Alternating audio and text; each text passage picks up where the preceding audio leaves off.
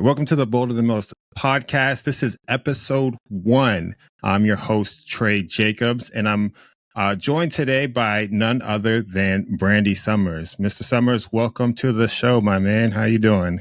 Man, I am pumped. I couldn't be more excited to be here right now. And I've got to tell you, this is my first podcast ever. To be real with you, to be invited as your guest on your first podcast, holy cow, man, I couldn't be more grateful and humble because I see the trajectory you're on, man. And to be here on day one is just, I'm getting chills thinking about it. Thank you. Thanks. Oh, thank you, man. You know, it's funny. I was going to bring up the same thing. I heard a stat the other day that 90% of podcasts don't make it past their 20th episode. I plan on going much longer than that, but just to have you as the first guest, where I can kind of look back, 30 episodes deep, 60 episodes deep, 90 episodes deep, and be like, wow, my man Brandy was number one, and look how far we've come. So thank you, sir, for being here. My pleasure, man. All right, let's hop right into it. So Sure. Today I wanted to talk about systems. A while back, you shared some pretty impressive stuff. I think it was on ClickUp, if I believe that I had to pick my jaw up when I saw it. It was that impressive. But before that, why don't you introduce yourself to the people and let them know what you have going on at Bright Peak Capital? At Brandy Capital. Yeah, great question. So we're a veteran-owned business, nothing fancy. We focus on multifamily value add real estate and self-storage. I think there's a couple things that really set us apart, though, and I'd like to cover those real quick if you don't mind. Yeah. Okay. Do you think? Challenges, man. We see challenges as opportunities. We really believe that. It's like, hey, this challenge, I'm excited. And it's like, how do we tear this thing apart and break it down in a way that we can remove that obstacle that's in the way? I say the second thing is our long-term vision, right? I see a lot of folks that, they're chasing the next new thing, right? Chasing Bitcoin or whatever it is, Airbnb, and they get very easily distracted. And from the start, we had a definite purpose, a definite direction. We kept the blinders on for those things, and that long-term vision has definitely helped to keep us very grounded. And I'd say the last thing that really sets us apart is we recognize that there's a growing trend within America where I shouldn't say nobody, but where it's no longer acceptable, this idea of working a 9 to 5 for the rest of your life until you're 65, right? Monday through Friday, grinding for the weekend, and then dreading when Monday comes again, right? So we talk about that challenge as reaching your summit. And I think that's where a lot of people are gravitating towards in America right now is trying to figure out like what really is important to them. Is it that brand new F-150 in the driveway and that big house? Or is it spending more quality time with family and experiences? And I'm seeing people gravitate towards that, but they don't really know how to, and they don't know what it looks like. And so we focus heavily on helping people achieve what they're looking for, reaching that summit and really defining what that summit is. That's great, man. And what does that exploration process look like? Like when you're speaking with somebody, an investor or anybody in your life, right? Like how do you help them define what their summit is? So to be honest with you, I can't help everybody. And that's a great question. It's a challenge that we're still trying to figure out. But at the root of it all, it's always questions, right? It's always asking better questions to what is going on. It's not about like, hey, how much money do you need, or how much money do you, whatever cash flow coming in. It's more about figuring out what is truly important to that person, right? What's important to me doesn't matter. What's important to them and helping them realize what's important to them by asking these questions really is the starting point of us trying to figure out what that summit looks like for them. Yeah, that's awesome, man. And you said multifamily and self-storage. I had no idea you guys were doing self-storage, but why are you guys picking those two particular asset classes? So from day one, we knew real estate was the way, right? It's tried, it's proven. 90% of millionaires, we all know the quote, have been made through real estate. We explored single family. But the challenges I had with single family is I was only affecting one unit at a time, and I was only able to help myself, right? So multifamily, the economies of scale, there's just enough to go around for everybody to be able to do great, and to be able to improve an entire sub-community all at the same time. So multifamily is a clear win for me. Self-storage became very interesting recently. I'd say recently, 8 months ago, 9 months ago, when we recognized that there's so many parallels between multifamily and self-storage. They underwrite very similarly. They're very sticky tenants, right? So somebody moves their stuff into a self-storage unit, they typically don't move out the next month later, right? They put their stuff in there, they leave it, you're able to provide them that service. But what made self-storage particularly interesting is that multifamily's had a lot of interest in it for a while, right? So it's got a lot of market saturation, and people really figured out how to eke out every possible change that they can with it. I'm still bullish on multifamily and finding the right deal there. But self-storage it's a stone unturned, right? And some of the challenges there with self-storage being largely self-managed by a lot of longtime owners, there's so much inefficiency in their processes and in their systems. It's very easy for us to come in and question every single thing that's going on and find ways to make the business operate more efficiently. Yeah, I've heard a lot of people moving to the self-storage space, right? Like the ability to add value without the tenants, right? A lot of people are attracted to that. I actually met somebody recently at a Tony Robbins event who owned 300,000 square feet of storage space, right? Super, super cool lady. So I got her number. So I'm really looking forward to learn more about the self-storage space. All right, let's change gears here real quick. So I want to talk to you about the systems, right? So high level, can you kind of talk about the systems that you've employed inside of Bright P Capital and how they're working to serve you and your investors better? I love that question, man. A lot of the systems that we have built come from my experience in the military, right? Just imagine on a nuclear powered submarine, if you didn't have systems in place to go and track maintenance of critical components, nobody would ever know if it was done, and it probably wouldn't be done right, and it wouldn't be repeatable, right? We always get an influx of new people in. And so it's important to have these systems in place to make sure that the submarine is ready to keep you alive and go execute the mission, right?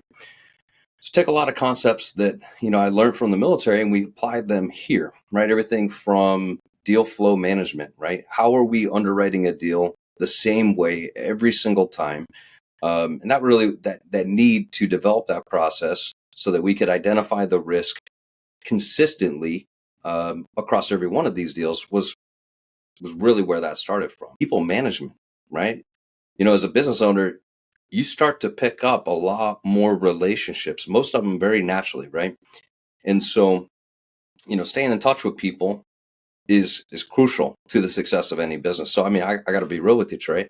You're in my CRM, and I've got reminders in there, not because I don't care and I'm trying to be cold about it, but I've got reminders in there to hey, remind him happy birthday on this day. Hey, he's got this big event going on. And so those tasks pop up, and it helps me to stay on top of maintaining some of these things that we care about.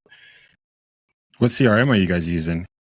We're using a Go High Level affiliate. Okay. And you enjoy that one? Absolutely. When it comes to Go High Level, you got kind of two options, right? You've got somebody on your team that manages that whole Go High Level, and that's a lot of what they do. Or you hire somebody, and we'll probably talk about that a little bit more later, I'd imagine. But, I want to hit on one more system, and this one's, it's kind of hard to really put a pin on, but lessons learned, right? Lessons learned, once again, going back to my time in the military, right? The saying that we used to use is all the procedures that we have are written in blood, right? They typically came from something bad happening, right? And this desire to not let that bad thing happen again, right?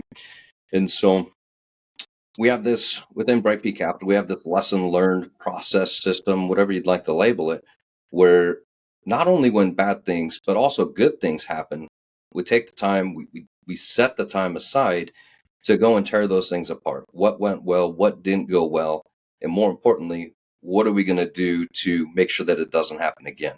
So we track those lessons learned in a way in OneNote right now. I think we'll probably evolve into something a little bit different later, so that they're easily searchable and we can go back and look at it. And what did we learn? Something as simple as a market tour, right? When we're building out our individual markets, how did we do it? What worked? What didn't? And so we continue to have something to build upon instead of relearning the same lessons over and over again. So you really can't afford to do that more than once.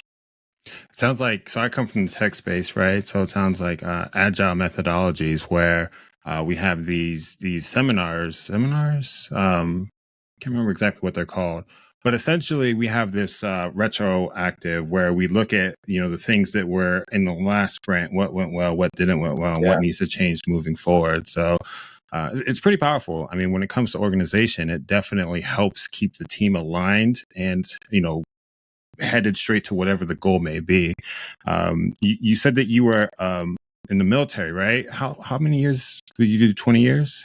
Yeah, I did 20 years submarine service in the military. I've got the Yeah. experience to live in all four corners of the U.S., but primarily up in the Pac Northwest, just outside of Seattle and San Diego.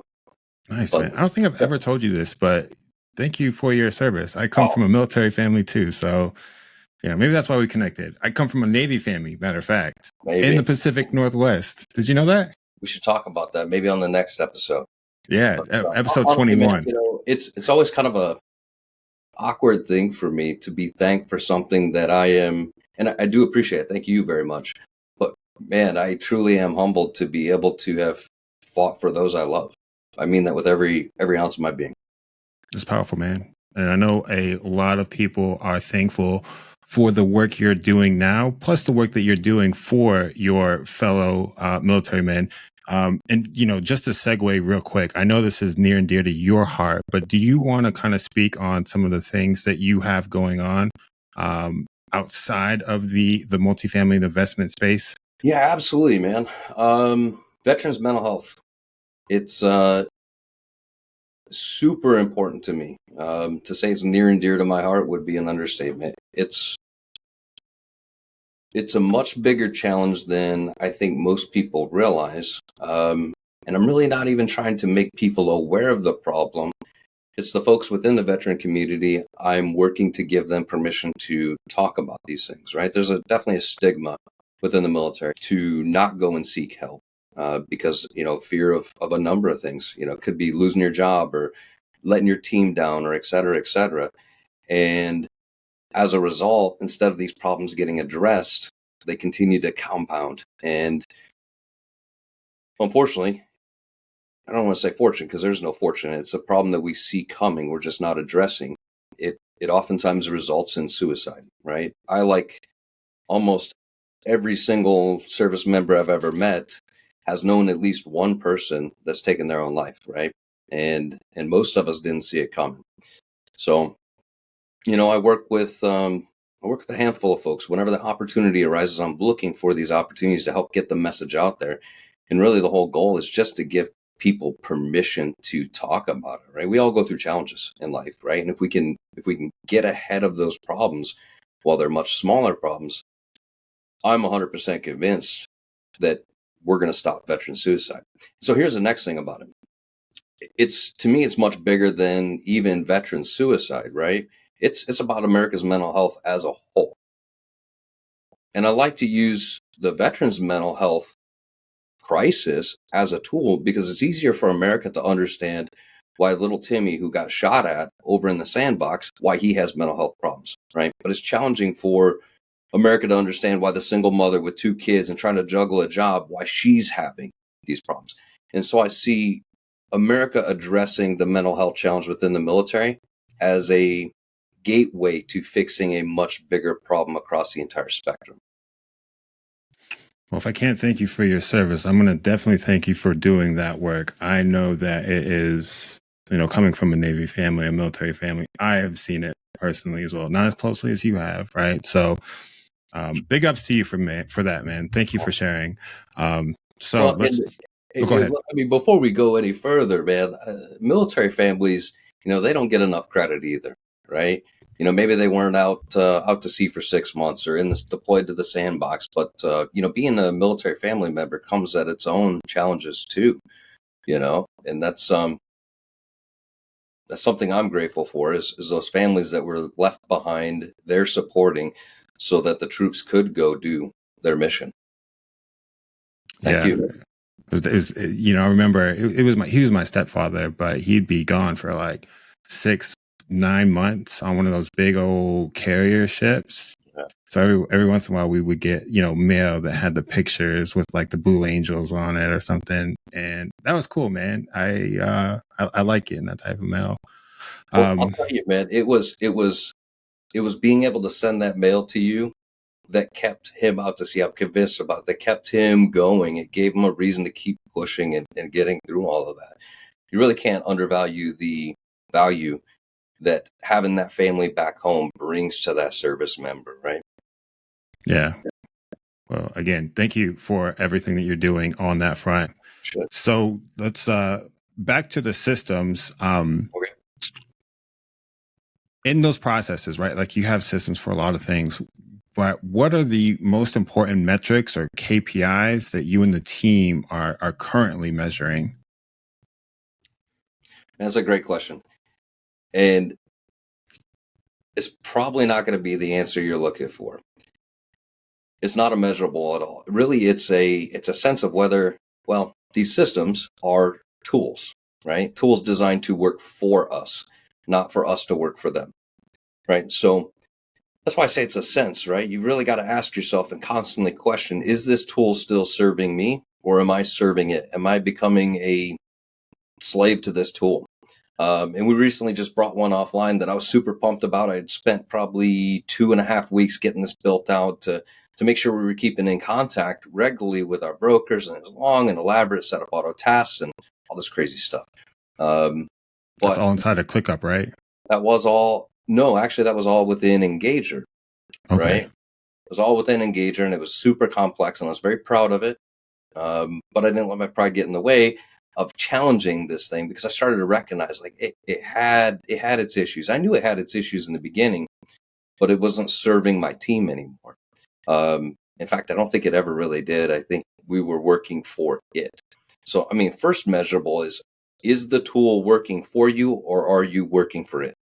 And you got two options. If you're working for it, either figure out how to solve those challenges or be quick to scrap it, right? You hear Elon Musk talk a lot about systems and processes, and he says, hey, you probably need to kill just as many or more, right? I'm not quoting him exactly, than you bring online, right? Because like, and oftentimes, I mean, it leads to red tape and things that get in the way of productivity and progress. Right. No, it makes sense. It makes sense. So just related to that, right? Like I remember we talked about your particular buy box, right? And there was a screener that was in place that you could kick deals out super quickly. Do you want to kind of chat high level about what that buy box looks like in that first initial step? Yeah, for sure, man. So, I mean, buybacks, when it comes to real estate, it's, probably any business, right? Getting really granular on any business. Just imagine if you were in the market to go buy a business and your thought process was, well, I really don't care what it is. It could be a nail salon, wash and fold, a whatever, right? If you're willing to go buy everything, you're never going to get really good at finding what it is that you're looking for, because each one of these businesses has their own nuances to them, right? And so we recognize that early on within just apartment complexes. Hey, we really need to get granular with what type of business that we're looking for and exactly why, right? And when it comes down to it, it's not that certain ones are bad or good. If early 1900s are bad versus brand new builds are good, it's more of what set of challenges are you willing to address, right? Because you can make money on almost every asset class of real estate. I'd be cautious on office space right now, but Right. but it's what challenges do you want? So, for example, we don't look at units that are 1980s or older. Unless there's like a really, really good reason to go dig into it, right? We're looking at 1980s to 2000 vintage. In 1980s, because I typically hold these properties for 5 to 7 years. And right now, if you look on things like LoopNet or Crexy, you see just a massive amount of deals that sit there and they stay stagnant. And so I don't want to get stuck with a property, regardless if I can force appreciation on it or not, where I'm not able to sell it at the end. Right. So, it's concepts like that where we've gotten very granular on what it is and what challenges that we're willing to accept. And use that to shape our buy box, and it continues to evolve as we learn new things. But polybutylene piping, just to give you another example, our buy box has got a lot of features in it, so I don't want to bore everybody with all the granular details. But polybutylene piping is a hard no for me, right? It was used up to the late 80s in some areas.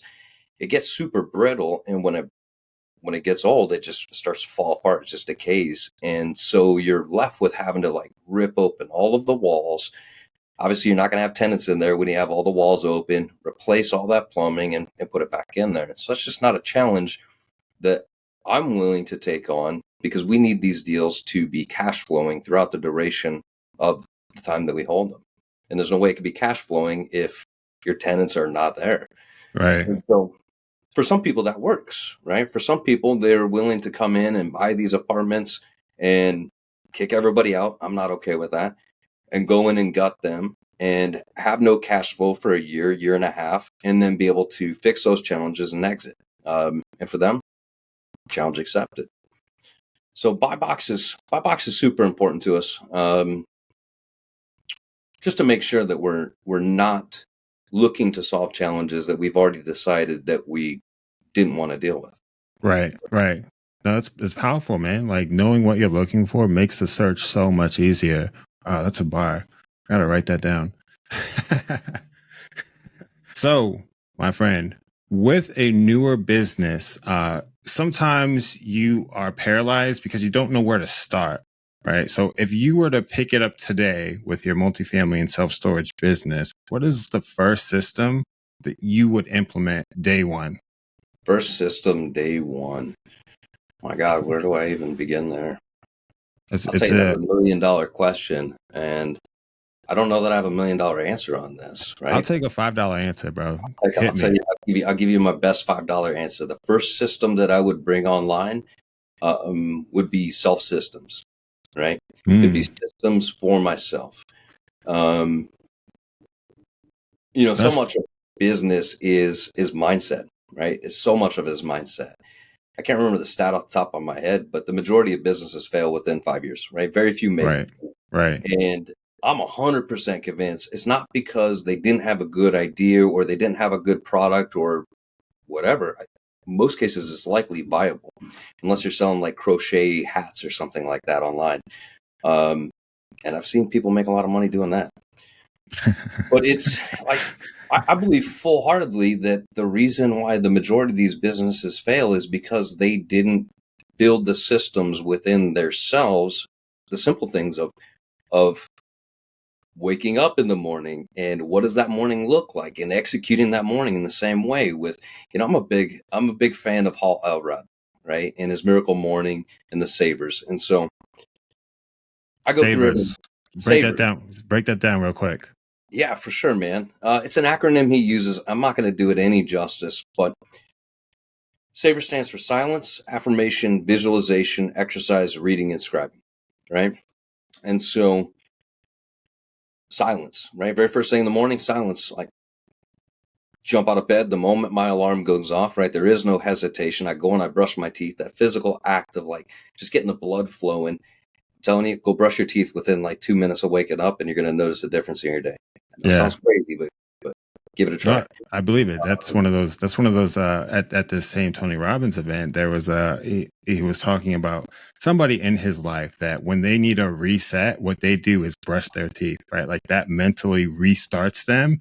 So they're in this point of suffering, and then you allow 90 seconds here, and then she brushes her teeth, boom, back to that beautiful state where anything is possible. So, yeah, man, it's powerful, and I make my bed, right? Very first thing in the morning, I make my bed. There's an entire speech on that, so I'm not even going to get into that. But, then I sit down and I do my silence, right? I grab my cup of coffee and I typically close my eyes, and about 2-3 minutes is it.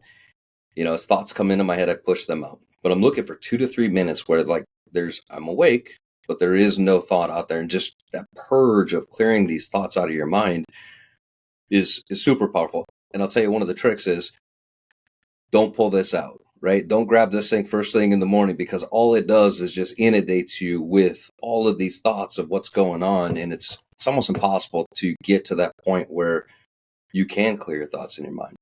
Yeah. No, Uh, I mean, man, sometimes I'm stuck up at night for hours because I can't turn this thing off. So knowing that you can do that, man, that's one of those things that that I will work on to, get those few minutes of don't get me wrong. peacefulness. Don't get me wrong. I'm not there yet. I'm stoked when I get a solid like 2 to 3 minutes, right? Yeah. But I'd love to get to the point where I could stretch that out longer. So affirmations, right? Savers. Affirmations is the next one. Initially when I read the book, he talked about affirmations. I was like, this is ridiculous. I'm not looking myself in the mirror and saying, you're pretty, right? That's essentially what I thought about affirmations. And, then I peel back the onion a whole bunch more on like really what affirmations are. And, to find my affirmations, my wife and I went through a list. We sat down on the couch. It took us an entire day. And her eyes were closed, and I just read these things off. There were some generic affirmations, and when one resonated with her, and we flipped the script, and obviously did the other side of it. But when one resonated with her, I would just take note of it, and then we continued to reduce that list down until we found 5 that were really for us that we needed to hear. And then we tailored them to work for us. So an example of an affirmation that I use that is not "I'm so pretty" in the mirror is You are pretty. thank you. There you go. I live my life gives those I love permission to do the same. That's a power and responsibility that I will never take for granted. And so, as I read that to myself, oftentimes I read it in my head, but I'll think about how I live my life. I'll think about the people that I love. And man, that charges me, and I understand that responsibility. It grounds me once again into what I have to deliver for those people. So that's what I mean when I talk about affirmations. Yeah, I mean that's lead by example, but one step forward or one step further, right? Right, we're leading by living, right? Absolutely, man. Right. So Absolutely. that's affirmation. So we got verse. What's the rest? Visualization. Visualization. This one's kind of challenging for me, right? And it's the way you do it is the way I do it is I typically then I do pull up my calendar, right? I grab my phone, pull up my calendar, look at what I have, scheduled for the day. And then I visualize. Once again, I close my eyes, and the more in tune I can put myself, I shouldn't say in tune, the more in the moment I can put myself in the visualization of walking through the entire day and what it looks like and how I'm going to execute every single component of it, the more productive it is, right? I'll tell you one of the things that I look for on if it's effective or not is if I'm saying in my head, now I'm doing this, now I'm getting up to go do this. I know I'm not putting myself in that third person, and I'm not really visualizing taking myself through that day. So that's visualization. Okay. All right. Exercise is pretty obvious, right? Go exercise. Right. We taking long walks, or we doing 50 push-ups, 100 sit-ups, shit like that? I change it up. I love the Peloton, to be honest with you. Yeah. I used to be a runner. Body's not supporting a whole lot of running these days, but low impact Peloton, I'll get on there for at least a half hour. Every once in a while I get crazy and go for a lot longer. But the difference between a 30-minute Peloton class and a 45-minute, it's crazy how much harder the 45 is. Yeah, man. Every once in a while I, like to live dangerously, so I'll try a 45-minute. Woo! It's difficult. Yeah, the exercise is definitely great, man. It's just like, once again, this is it's a process of stacking those small wins, right? And building that morning. It's a foundational piece of my life every single day. And being able to look back at the end of the day and like confident and proud that I did go work out is, man, it's great. Nice. But yeah, typically I've got a full dumbbell set, gym in the garage and whatnot, so I don't have to travel far. So I changed it up a little bit, but Peloton definitely takes priority over the weights. Nice. So we got RS left. What's remaining?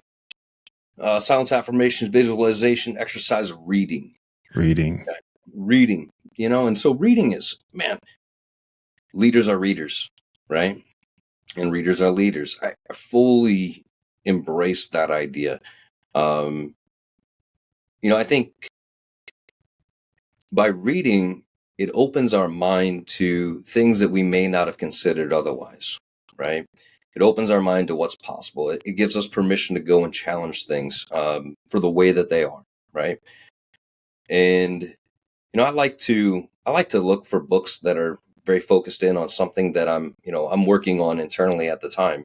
And so right now I'm going through Carol Dweck's book, right, Mindset, and yeah, phenomenal book. If you haven't read it, Carol Dweck, get her book, Mindset. What's it called again? Mindset. Mindset, Carol Dweck. Okay, I'll probably And drop that into the description of this podcast. for sure, man. It's interesting, right? She goes through fixed mindset, growth mindset, and it's communicated in such a way that is very easy to read, right? A lot of short stories within there. I love short stories because it's very easy for me to be able to go through and relate with those short stories to my life and how things have happened. Right. And by going through that book, I've recognized I'm not just fixed mindset or just growth mindset. I'm both in different areas of my life. And so I'm able to go and really drill down into those areas where I am fixed mindset and work on improving those. So yeah, reading is great, and one thing I want to hit on with the savers is, it sounds like a lot, right? And we've probably been talking about it for 5 minutes already. It doesn't have to take that long, right? If you've got 5 minutes in the morning to go execute your savers, then you do a minute of push-ups, right? Or jumping jacks, and that's your exercise for the day, right? It's better to do that and have that consistency in executing than it is to just say no because you don't have the 3 hours to go knock it out, right? Right. Typically, it only takes me about an hour and a half to get through everything. Ooh, okay. That's a little bit longer than I was expecting. That's reading. Well, when I say an hour and a half, I'm talking like wake up, all of the savers, exercise, reading, showered, and then standing right here for plan of the day review with my wife. So nice. that's And about an hour and a half. you know what? I probably should have shouted her out earlier, but you know what? Shout out to Jessica Sommers, man. She has such a great energy and she's doing such big things. And I know that you would not be, who you are today without her. So just wanted to show her some love real quick. Oh man, thank you. I'm sure she'll appreciate that. And you're 100% right, man. She, yeah, I would not be anywhere near where I am today without her. Yeah, man. So last S, we got scribe, right? And that's just break it down. Ooh, scribe, right? Leave the best for last. Scribing, it's the most challenging, right? Once again, kind of like the affirmations and my preconceived notions about affirmations. To me, scribing was like, dear diary. Yeah. Right? Yeah. It just didn't seem, it didn't seem like something that I really needed to be doing. Yeah. And, I really didn't know where to start. I believed in the message that Hall Elrod, was putting out there. And, okay, I'm going to give it a try. And so, the way I do it, probably different than, most, is I just, today's date, I grab a Microsoft Word document on my laptop and today's date, and I just start reflecting on the previous day. What went well, what didn't go well. I guess I'm kind of doing my own like day by day lessons learned essentially now that I think about it.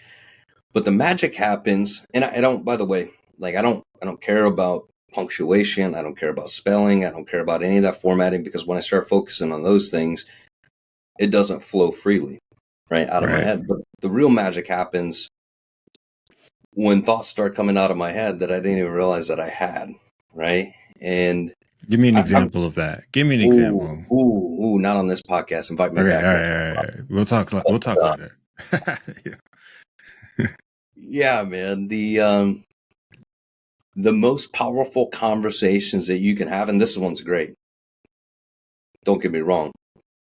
But the most powerful conversations you can have are the ones that you have with yourself, right? And that's what scribing does for me. And I think it does it for a lot of people is just that self-talk of going through and try it out. Try it out, let me know how it works, right? But the magic happens when it just starts coming out and you're like, shit, where did that come from? I did try. I woke up this morning, 5:30. I did write, and I sent you proof of that. So I was pumped when I saw that, man. I'm not gonna lie. I think I started out with like, well, this is awkward. 'Cause, writing to yourself, it's a little, you got to get used to it. But unfortunately, everything else in the morning, I have my two boys, so it ended up being more time with them, which I'm truly grateful for. Right. So I haven't exercised yet. I haven't read any books. We'll figure it out. Maybe I'll be like a severe, right? Something a little compact that I can knock out in 30 minutes before I have to hop online and get to work. But it was cool, right? You're right. Once I started writing, it did start flowing a lot easier than I thought. Bad grammar and all. So thank you for sharing that. And I think it's super important, right? Like the systems that you have in your personal life, they're definitely going to show up in your business life, right? So Yeah. having that in order, I mean, I think it's foundational for your business. Lauren Hill, right? She said, "How you gonna win if you ain't right within?" Right, and that's exactly where we're at right now, my man. So, yeah, it's great. Yeah, I love it, man. The one that resonates, and I think that was great, is how you do anything is how you do everything, right? So if you can't manage yourself, how the hell are you going to manage a business, a relationship? Insert X here. And there's one quick thing I want to share with you. My Yeah, my sister, Courtney, she reached out a while back, and we talked about the Miracle Morning, right? Got her the book, she got through it, and she's loving it. But that's not the exciting part of it. It's that her kids are seeing her do it. It goes back to that how I do any, excuse me, it goes back to that how I live my life gives those I love permission to do the same, right? And this is a perfect example of it because her two little girls, they're reading in the morning. They're doing the silence in the morning. When she doesn't do it, when Courtney doesn't do it, they're holding her accountable, and they don't even realize what accountability is. They're like 3 and 4 years old. that's so Um, great. That's so so great, I think man. it's just so powerful that the actions of the mother are now being reflected. Instead of saying, "Hey, go do this, go read," she's showing them, right, how to live their life, and that they're loving it. They're seeing all kinds of growth from it. That's awesome, man. I'm happy to hear that, Courtney. Shout out to Courtney. So how have these internal systems and these business systems helped separate you and Bright Peak Capital team away from the competition? It's helped us to learn, implement, fail, and evolve fast, right?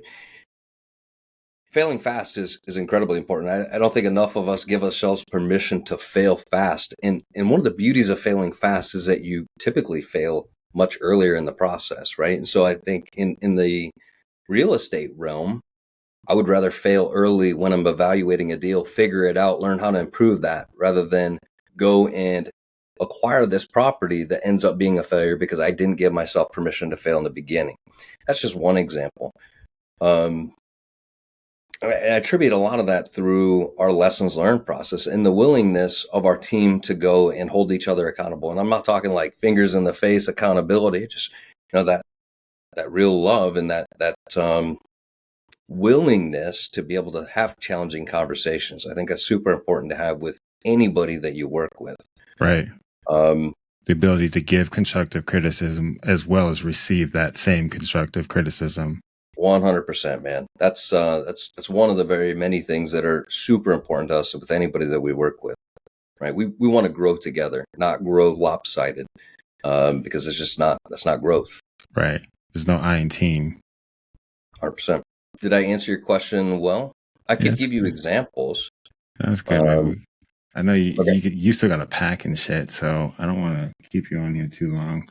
I don't fly out till Tuesday, but Oh, I thought you were still. All right, we're good then. yeah. Let's not do the examples because it's probably not going to line up right because I have no idea where you ended and I don't want it to flow awkwardly. But let's jump right back in. So what does the next 5 years look like for the Bright Peak Capital team? Man, I'm not really sure, to be honest with you. I've got a vision of where that's going, but there's one thing I could tell you for sure is it's just tons and tons of growth. And I'm not talking I'm not talking assets under management or the size of the company. Once again, tons and tons of personal growth. I do know that none of us in the core four are going to be within, or I shouldn't say within, but doing the roles that we're doing right now, right? And the daily tasks, if you will. Everything back to systems again, everything that we're doing, everything that we're building is designed to put ourselves out of the current thing that we're doing right now. Right. So right now I've got two members on my core four that largely do my acquisitions, right? They vet the deals, and we all underwrite the deals. We absolutely do. But they do the vast majority of that work. And that's one of the first things that's going to be shifting here within the next month or two. So we'll be bringing in an offshore team, and they'll be crunching a lot of that initial inertia because we have these systems in place. It's much more efficient to transition that over to them. Nice, man. What and who's in your core four? It's core four. It's my wife. She didn't get a choice. She was part of the package deal. I joke about that all the time, but it was an easy sell. Adam El-Sultani and Leif Anderson. Right, that's the core four. And we do have strategic partners that we work with as well, that may eventually be a part of the core. Well, I guess it wouldn't be four anymore, but part of the core. But we've got to let those relationships mature a little bit longer. Yeah. And how are you, what are you looking for when you're trying to partner with somebody or add somebody to your core, or just work alongside anybody? Yeah, man. So I'm always looking. I'm always looking. Whether I realize it or not, I'm looking, and I'm looking for good people. I know that's kind of hard to really put your finger on good people, but I'm looking for good people. And then I watch, right? Not in a creepy kind of way, watch, but I watch. I make it intentional. In fact, once again, back to systems. If I see that potential in the character of that person, they go into the CRM. I've got a special section in observation, and I go out of my way to make sure that I'm trying to keep that relationship going. I'm trying to see, what it is that they're doing, what makes them tick. And if they share, most importantly, if they share similar values to what we have, and then we'll move them through the pipeline. Ultimately, I'd love to get as many of the right people into that circle as possible. But I also, much like a no kidding relationship, a marriage, right? I don't need to jump into anything fast, right? It's more important that I find the right people.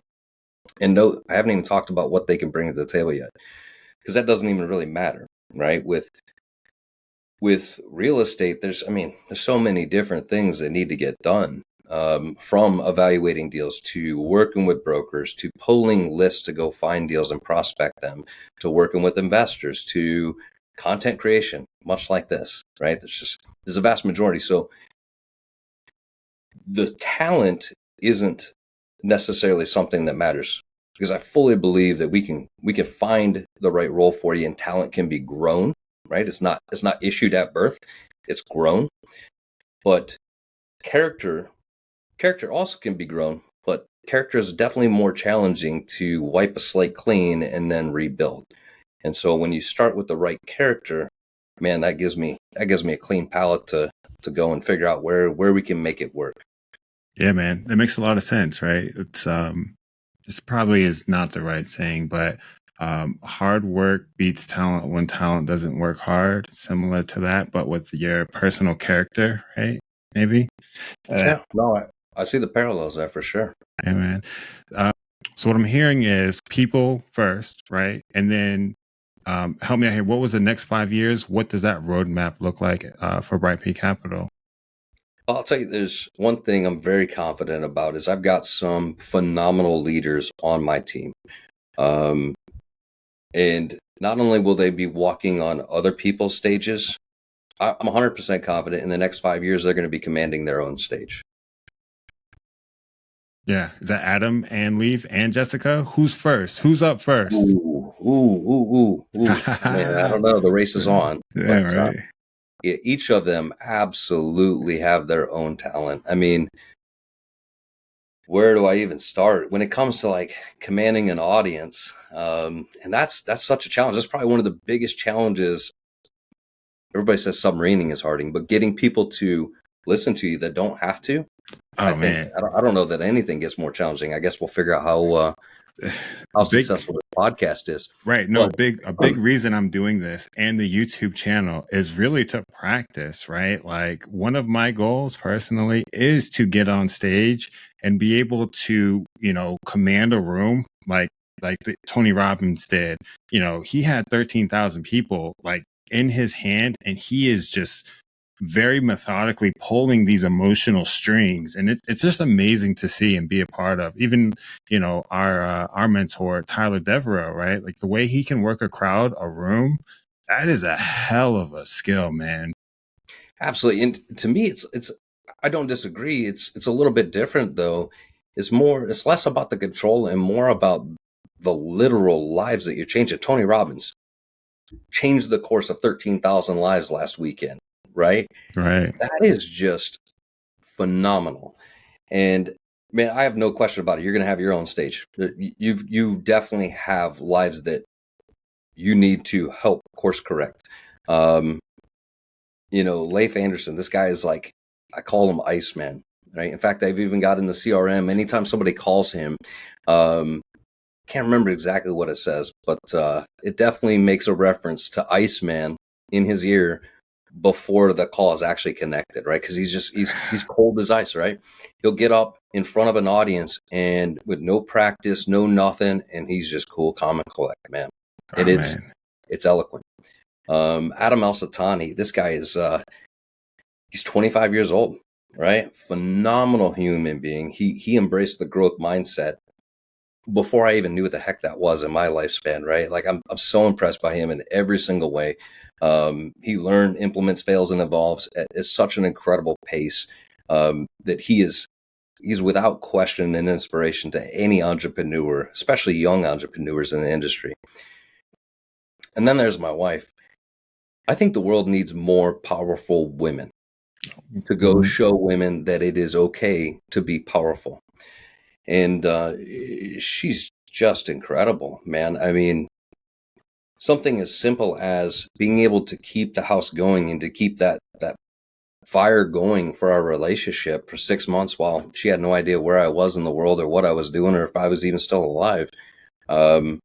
And then to pick things back up and go again is incredible. To go and build a business is just phenomenal. And she's definitely got people that she needs to get out in front of and help to be their light. So I have no question about it, where these guys are going. And I just don't know what stages yet, but they will be taking their own stage. Yeah, it sounds like you've assembled a pretty strong team with a lot of potential. I mean, to say potential, right? Meaning you guys have come a long way already, but this is just the beginning for Bright Peak Capital. So that's great, man. I will tell you, I would like to punch this in real quick. When we came together, not a single one of us, and we didn't come together at the same time, right? It was when we came together, not a single one of us, and we didn't come together at the same time, right? It was just didn't have a choice. Leif came in probably 6 to 8 months later, and then about a year later, we brought in Adam. And each time we added a new person, to include Jess and I, we had no idea what we were going to do, what role we were going to fill. And we knew from the start that didn't matter, right? It was, once again, it was about the people. So that's awesome, man. I want to take you back to the early 2000s, okay? You ready? Yeah, right? Yeah, Okay. when music was really good. Yeah. And everybody, did you have a MySpace? No, it wasn't that cool. Shoot. I was not pop culture like my wife was. All right. Well, then we're gonna have to skip this question. Well, back in the MySpace days, everybody had a top 8, right? And I want to know who would be in your top 8 on MySpace in 2023. Help me understand. Let me make sure your top 8's the same top 8 as mine. So top 8 would be, so I come to your MySpace page and it's just like Brandy Sommers profile picture. And then out of all your friends, you could put you have a top 8 section, right? And you could put whoever you wanted in that. And we didn't actually have to be friends. No. You have to be friends. The people in your Oh, life. Man, Brandy, how old are you? that's Shit. not a good question. That's not a good question for me because I can't Yeah. tell you. Because I was Yeah. about to say like Jennifer Love Hewitt. Jennifer Love Hewitt. Bro, you are old. You're like twice Man, as how old are you? I'm 40, man. How about you? Oh, you're only 40? Yeah, It's how old are you? the flannel, man. It adds 10 years. No, Good. I'm just kidding. Thinks I think so. I just turned 35, man. I can run for president now. Yeah, Vote we're for not that me. much different. I Yeah, that know. MySpace question not good because I never had it, Yeah. and I wasn't a MySpace guy. Definitely not that pop culture, right? I was bricklayer, construction worker. You Lived were in the Upper Peninsula of Michigan, so we didn't have fancy stuff like that. In fact, I remember when the school got their first computers, it was like no kidding, green screen with like the little dashing prompter to tell you where the text was at, right? Like, and I remember looking at this thing like, what are we going to use this for? Oh, to send emails, right? So what's MySpace was definitely what's a an little bit email? out of time. And I couldn't understand why we were going to send emails to people that we could just talk to. Um, It's a different time, man. yeah, Look at you now, yeah, implementing systems yeah. for a future billion-dollar business, man. Look, it's crazy. Bro, like I'll tell you on Facebook, I used to not actually friend anybody unless we were like actually friends, like real friends, right? Like come over to my house and hang out on the regular friends. Um, and it wasn't until I got out of the Navy that I realized that's not how that's done. Hey man, before we jump, I want to ask you a question real quick. Shoot, what you got? I want to know what your summit looks like. You know, so I was recently, again, I'm gonna keep saying this, but at Tony Robbins, and I got the opportunity to get some really good FaceTime with both Tyler Devereaux and Todd Miller from Multifamily Mindset. And I actually sat down and talked to Todd about, what his number was and, what he's looking for at the end of the road when he starts working. And I really like what he had to say, so I'm stealing it. So personally, my summit is the point where I have $10 million in the bank that is earning a respectable 5 to 10% of interest that I live off of with a house that's paid off. Not any house, it's my dream house. How we get there, we'll figure it out. We're slowly working towards that right now. But I don't want to stress about money, and I'd like to have a good house for my boys, for my family. And when I say my boys, I mean my two sons, Bryce and Everett, to grow up in. We have a gorgeous house now, but it's small. So I feel like that's a really superficial answer, right? Like on top of that, healthy relationships, right? Stronger relationships with April, stronger relationships with both of my boys, with my mom and my extended family, who honestly I haven't talked to in years. But I think that is definitely a big part of what that summit looks like, and just like you were saying, that starts within and then extends to everything around me, right? The people around me. So I might have to make that circle just a little bit bigger so that I'm taking care of as many people as I can. That's good, man. That's good. I appreciate you sharing. I think we're starting to figure out what your summit looks like and bring it It's, into focus more. I know. I feel like I need to do a little bit of work on that, right? Because it's a little rough around the edges. Yeah, there's a number, right? But I think I really need to feel what that is, right? And put in a plan to get there. Um, tie some You're absolutely emotions right. to it so that, that those emotions that are going to fuel the fire and I stay hungry. So, No, you're absolutely right, man. And this is the start of trying to figure out what that summit looks like, right? yeah. It's easy to say, "Oh, I want $1 million in the bank," or "I want this, that, and the other." And then as we really start to drill down deeper and deeper, we start to figure out what is truly important. As you went along, you start talking about, you know, building a better relationship with April and, spending more time with your boys. And I think that's when we started to get down to some real facts of what was important to you. And I'd love to help you figure out what your summit is, man. Yeah. I do want to escalate too. I'm just going to throw that in. Oh, man, getting paid in Escalade. You know what I'm saying? All right, Brandy, where can the people find you? What are your socials, the website, all that fun stuff? brightpeakcapital.com. Okay. We're on Facebook, we're on Instagram. We're kind of on LinkedIn. We're looking to bring that fully online. We do have an account there, but not a whole lot of posts. We'll be bringing that online, I'd say, probably in the next month or two. Yeah. And if you want to get a hold of me, our contact us section on the website works perfect. He also prefers snail mail over email. So, No, all right, my man. not Well, that old, thank bro. you. Come on. Thank you so much for coming on. Thank you for all that you're doing. And yeah, guys, that's all we have today. We'll see you next Yeah. time. Appreciate you, Peace. brother.